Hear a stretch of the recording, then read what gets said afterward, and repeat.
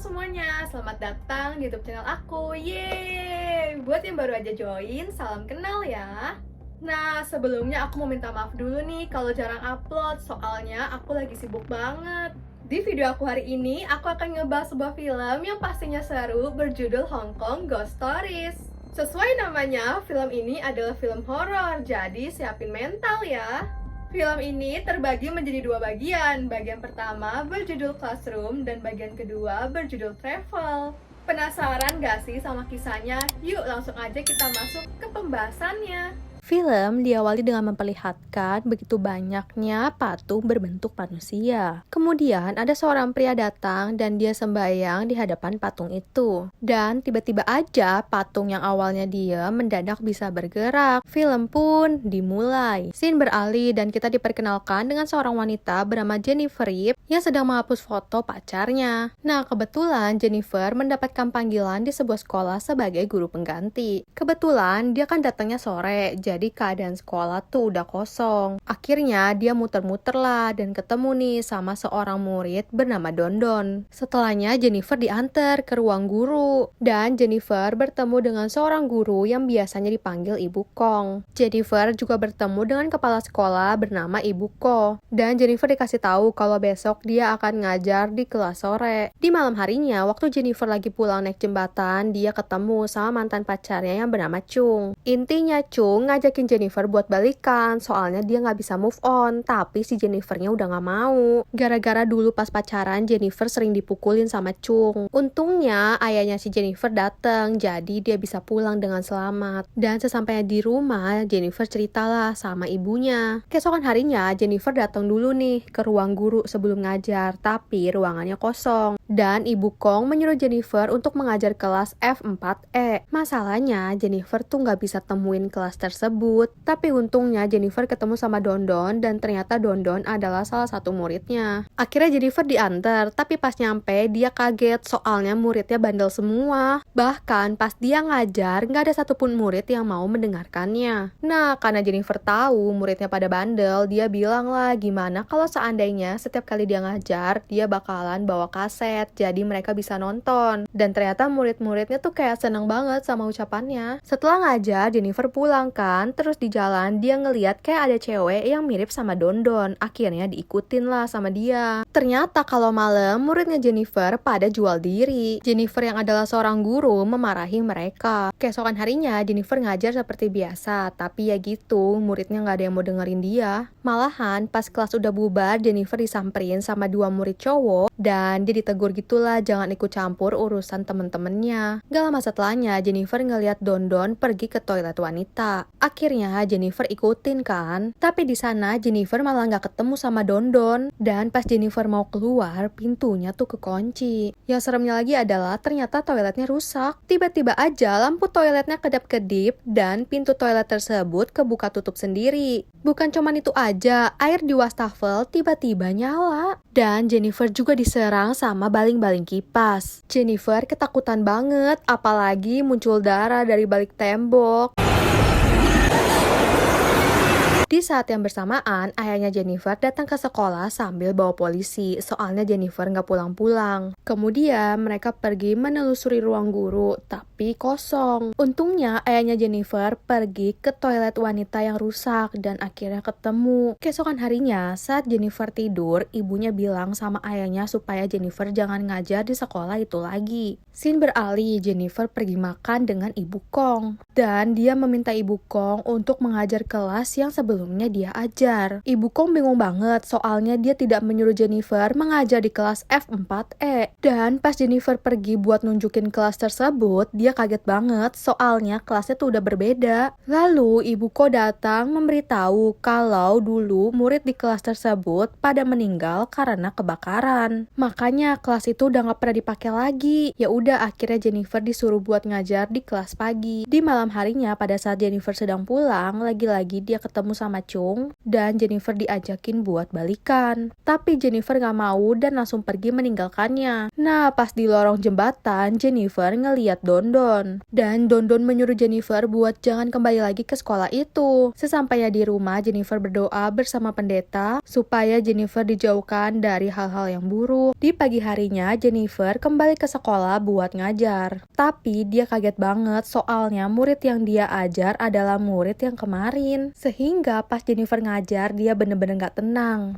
Bahkan tanpa Jennifer sadari, semua murid di kelas tersebut mulai menunjukkan wujud aslinya. Jennifer langsung lari karena takut, dan dia kaget banget pas ngeliat jam sudah menunjukkan pukul 5 sore. Pas pulang, Jennifer ketemu lagi sama Dondon, dan Dondon ngasih tahu kalau murid di kelas tersebut kepengen membunuh Jennifer. Dan Dondon gak mau Jennifer meninggal. Percakapan Jennifer diketahui oleh Chung. Dan Chung menunjukkan video Jennifer yang sedang bicara sendiri. Akhirnya Jennifer ngasih tahu kalau sekolah tempat dia ngajar muridnya pada aneh. Dan Chung nawarin Jennifer buat pergi ke orang pintar. Jennifer pun setuju dan mereka pergi. Nah, di sana Jennifer dikasih jimat. Sesampai di rumah, Jennifer tinggal sendirian soalnya orang tuanya lagi pergi buat jenguk neneknya. Tiba-tiba aja muridnya Jennifer nelpon dia dong. Untungnya Jennifer ada jimat, jadi langsung ditancepin aja deh ke handphonenya. Keesokan harinya Jennifer disamperin sama tetangganya. Ternyata ibunya nelpon. Katanya ibunya dapat pesan dari Jennifer buat nunggu dia di sekolah. Dan di sana ibunya lagi ngobrol sama muridnya Jennifer. Jennifer yang takut ibunya disakitin langsung buru-buru datang ke sekolah. Di sana Jennifer langsung disamperin sama Dondon. Dan di dalam kelas Jennifer ngeliat ibunya lagi duduk di jendela. Akhirnya Jennifer langsung ngeluarin jimat dan semua murid yang sudah berubah jadi hantu pada ketakutan. Tapi karena hal tersebut ibunya Jennifer jadi didorong ke bawah. Dengan penuh amarah karena ibunya dibunuh, Jennifer langsung menusuk mereka semua.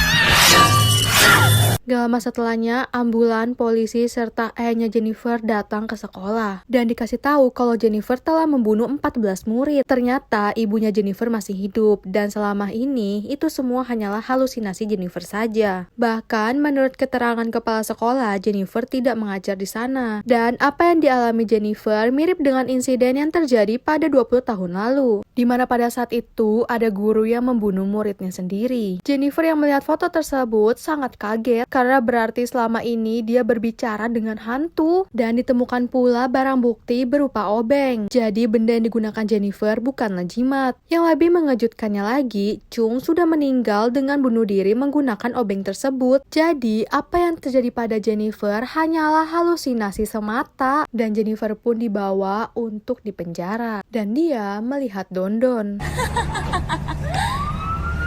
Di cerita kedua, kita diperlihatkan dengan sosok seorang wanita yang baru saja meninggal bernama Bobo. Dan pemakamannya dijaga oleh 4 orang wanita yang sedang asik main judi. Yang tak lain dan tak bukan adalah temannya sendiri. Nah, scene beralih ke masa lalu di mana pada saat itu Bobo dan teman-temannya sedang pergi wisata ke Thailand. Kebetulan temannya Bobo yang bernama Harit sedang menggoda seorang polisi bernama Jack. Nah, karena mereka sangat mengganggu, ditegurlah sama Bobo. Jadi pada posisi ini, Bobo dan teman-temannya belum saling mengenal satu sama lain. Gak lama setelahnya, mobil yang mereka tumpangin ternyata mogok dan mereka ngedengar Bobo sedang bertengkar. Dan karena hal tersebut, mereka jadi saling kenal lah. Ditambah lagi Bobo minjem duit buat beli pulsa. Scene kembali beralih kepada teman-teman Bobo yang didatengin sama seorang pria. Dan ya udahlah, cowok tersebut digodain sama teman-temannya Bobo. Ditambah lagi mereka bilang kalau Bobo sering cerita tentang pria ini. Akhirnya pria ini ngasih tahu kalau nama dia Carl dan dia adalah pacar Bobo. Gak lama setelahnya, Carl dibawa ke rumah Harit buat diajak makan malam. Bahkan teman-teman yang lain juga ngegodain Carl dong. Nah, pas mereka makan, teman-temannya bingung kenapa Carl nggak mau makan makanannya. Lalu temennya Bobo yang bernama Mon bilang kalau waktu mereka lagi makan di Thailand, Bobo juga nggak mau makan dan malah muntah. Terus waktu teman-teman Bobo ngajakin dia buat berenang, Bobo juga nggak mau, kayak orang kecapean gitu. Nah, kebetulan temennya Bobo yang bernama Mindy ngebuka tasnya dan gak sengaja ngeliat sebuah foto. Lalu Bobo bilang lah kalau pria tersebut adalah pacarnya yang sudah memiliki istri. Jadi Bobo adalah seorang seorang selingkuhan. Scene kembali beralih ke posisi Carl yang lagi makan dan gak tau kenapa dia terus-terusan nanyain tas Bobo. Terus temannya Bobo yang bernama Cheryl bilang, Bobo kan udah meninggal, ngapain lagi kamu cari tas dia? Mon juga mengatakan kalau Bobo telah memaafkan kesalahan Carl. Akhirnya diceritain deh, sehari sebelum Bobo meninggal, dia sempat menerima telepon dari Carl. Terus, abis teleponan, Bobo bilang dia mau pergi. Dia juga memberikan buku kepada Jack dengan mengatakan dia memiliki buku yang serupa di rumahnya. Dan akhirnya, Bobo pun pergi. Nah, setelahnya, lagi-lagi Carl nanyain tas punya Bobo. Lalu, mereka bilang kalau mereka nggak tahu. Dan tiba-tiba aja, Harriet langsung ditusuk. Mon, Cheryl, dan Mindy juga mengalami sakit perut. Ternyata sebelumnya, makanan tersebut sudah diracuni oleh Carl pakai racun tikus. Nah, setelahnya, kita dibawa kepada masa lalu Carl. Jadi, Carl memiliki seorang istri bernama Ponique. Akan tetapi, dia tidak mencintai istrinya dan malah berselingkuh dengan Bobo. Di sisi lain, Carl juga memiliki utangnya sangat banyak kepada istrinya. Nah, suatu hari Carl mengajak istrinya bertemu untuk makan malam. Akan tetapi, Carl dan Bobo tidak memakan makanan tersebut. Nah, pada saat makan malam, Ponique mengancam akan mengadukan Carl kepada polisi kalau dia tidak melunasi hutangnya. Dan Ponique juga menampar Carl berkali-kali. Bobo yang tidak terima Carl diperlakukan seperti itu langsung menusuk Ponique. Dan Ponique pun langsung jatuh tersungkur. Bobo juga dimarahin sama Carl karena telah menusuk Ponique. Soalnya Carl telah memasukkan racun ke dalam makanan tersebut. Makanya kenapa pas Bobo pergi sama teman-temannya buat makan, Bobo nggak berani karena dia trauma. Dan juga alasan kenapa Carl membunuh istrinya bukan karena dia punya utang, tapi dia juga mencuri uang milik istrinya.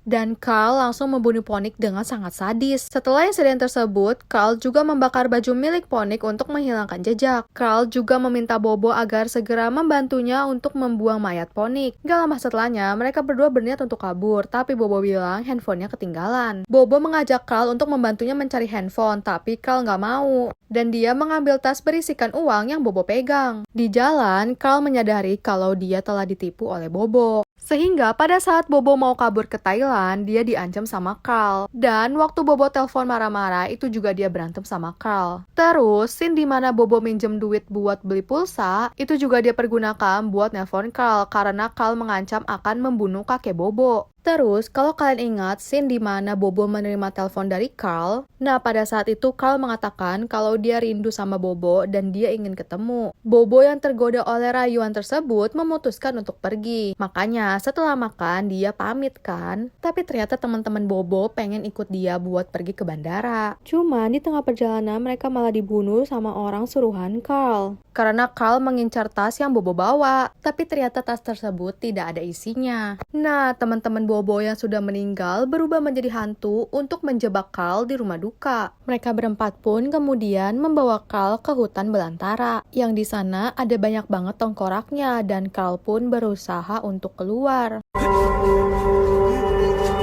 Ketika Carl berhasil keluar dari hutan tersebut, dia melihat ada bus. Tapi pada saat dia masuk ke dalam, ternyata nggak ada supirnya. Malahan dia ketemu lagi sama teman-teman Bobo. Di ujung jalan, Carl juga melihat ada hantu Bobo menunggunya. Dan Carl pun meninggal atas perbuatannya sendiri. Scene beralih dan kita diperlihatkan dengan Jack dan temannya yang mendapatkan laporan bahwa ada mayat di dalam tangki air. Kemudian mereka pergi ke rumah pelaku dan di sana Jack melihat ada bekas darah di lantai. Setelahnya Jack pergi ke kamar mandi dan dia melihat air di dalam wastafel tidak berhenti mengalir. Dia juga melihat ada banyak banget uang. Nah, mata Jack tertuju kepada sebuah buku yang mirip sekali dengan pemberian Bobo. Dan Jack teringat akan ucapan Bobo bahwa dia memiliki sebuah buku yang sama di dalam rumahnya. Dan kalau kalian mengingat scene di mana Bobo mengatakan dia kehilangan handphone, ternyata pada saat itu Bobo kembali ke rumah untuk meletakkan uang tersebut ke dalam kotak kamar mandi. Tetapi ketika Bobo ingin pergi, air di wastafel mendadak menyala. Dan karena ketakutan, Bobo langsung kabur. Film Hong Kong Ghost Stories pun selesai. Nah guys, gimana filmnya? Seru gak? Kalau menurut aku pribadi, dari segi animasi agak kurang ya, karena kelihatan banget editannya.